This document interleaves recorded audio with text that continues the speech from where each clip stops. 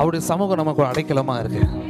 போன வாரம் எல்லாம் கடந்த மண்டேலேருந்து நேற்று வரைக்கும் ஏன் இப்போ சர்ச் வாசலை நீங்கள் மெரிக்கிற வரைக்குமே சம் ப்ராப்ளம்ஸ் உங்களை ஃபாலோ பண்ணி உங்களை நெருக்கும்படிக்கோ இல்லை உங்களை தொடும்படிக்கோ வந்திருக்கும். எப்போ நீங்கள் சபைக்குள்ளே நுழையிறீங்களோ அப்போது உங்களை தொடர்ந்து அந்த ப்ராப்ளம்ஸ் எல்லாம் தூரத்தில் நின்றுது. அப்போ ஏன் சிலர் வந்து கரெக்டாக அந்த கூடுகைக்கு வர முடியறதில்லைன்னா அந்த ப்ராப்ளம் அவங்கள என்ன பண்ணுது, பிடிச்சிருது.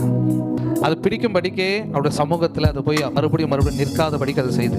அப்படி அவங்க டிஸ்கனெக்ட் ஆகிட்டாங்க. இந்த வீக் டிஸ்கனெக்ட் ஆகிட்டாங்கன்னா பாருங்களேன், நீங்கள் டெஸ்ட் பண்ணி பாருங்கள். அவங்க ஸ்பிரிச்சுவலில் பேக்கில் போயிருப்பாங்க, இல்லை சம் ப்ராப்ளம் அவங்க ஃபேஸ் பண்ணியிருப்பாங்க. ஆனால் எப்போ எல்லாம் சர்ச் டோர் ஓப்பன் ஆகுதோ அப்போல்லாம் என் கால் அந்த வாசலை மெரிக்கும்னு நீங்கள் இருந்தீங்கன்னா உங்களை தொடர்ந்து வருகிற எல்லா பிரச்சனைகளும் தீர்க்கப்படுகிற ஒரு இடத்துக்கு நீங்கள் வந்திருக்கீங்கன்னு அர்த்தம். ஒரு குழந்தை ஏதோ ஒரு தப்பு பண்ணிடுது, இன்னொரு குழந்தை அந்த குழந்தைய பிடிக்கும்படிக்கு ஓடி வருதுன்னு வைங்க. இல்லை அவங்க அப்பா கிட்ட போய் சேர்ந்த உடனே அந்த குழந்தை அந்த துரத்திட்டு வந்து அந்த குழந்தைய பார்க்காது, அது யாருக்கிட்ட போச்சுன்னு பார்க்கும். அப்பாவா இருந்துச்சுன்னா அந்த பொண்ணு அந்த ஓடி வந்து அந்த குழந்தை என்ன ஆகும், திருப்பி பேக் ஆகிடும். இப்போ ப்ராப்ளம் என்ன ஆகுது, எப்போ நீங்கள் ஒரு சமூகத்துக்கு வந்தீங்களோ அதுக்கப்புறம் அந்த பிரச்சனை உங்களுது இல்லை, அது அப்பாவுடைய பிரச்சனை. ஒருத்தன் ஒரு நோயாளி ஒரு ஹாஸ்பிட்டலுக்கு போனால் எனக்கு க்யூர் ஆகிடும் அப்படின்னு சொல்லி அவன் 100% நம்புறான்னா அதை க்யூர் பண்ணுறதுக்கான ஹார்மோன் அவன் பாடியில் சுரக்குதான். அப்போது அவன் எடுக்கிற மெடிசின் சேர்ந்து அவனுக்கு என்ன ஆகுதா, ஹீல் பண்ணுதான். ஆனால் அது ரொம்ப ரேரு. நீங்கள் எந்த டாக்டர்கிட்ட போனாலும் ஹீல் ஆகுமான்னு கேட்டால் ஹீல் ஆக முடியாது, கண்ட்ரோல் வேணா பண்ணுவேன், அவ்வளோதான். ஸோ இந்த இடத்துல சுகம் உண்டு, ஆரோக்கியம் உண்டு, ஜீவன் உண்டு அப்படின்னு சொல்லி விசுவாசிக்கும் போது உங்களுக்குள்ள அந்த விசுவாசிக்கிற ஹார்மோன் சுரக்குது. தான் இயேசு கிறிஸ்து எல்லாரும் பார்த்து கேட்குற, விசுவாசிக்கிறியா?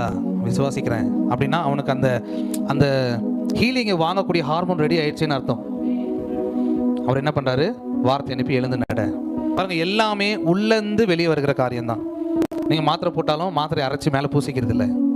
உங்களுக்கு ட்ரிப்ஸ் போடணும்னா ட்ரிப்ஸை உடச்சி மேலே ஊற்றிக்கிறது இல்லை.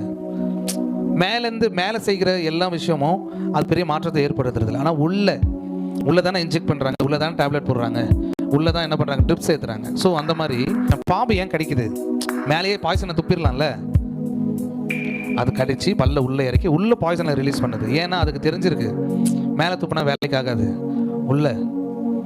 அப்போது இங்கே சுகம் உண்டு, ஆரோக்கியம் உண்டு, ஜீவன் உண்டு என்கிற வார்த்தையை அது உங்கள் உள்ளத்தை பாதிக்க விட்டீங்கன்னா, உங்கள் உள்ளத்தை அது பாதிச்சிடுச்சுன்னு வைங்களேன், ரிசல்ட் என்னன்னு பார்த்தீங்கன்னா ஹீலிங் வெளியே அப்படியே புறப்பட்டு வந்துடும்.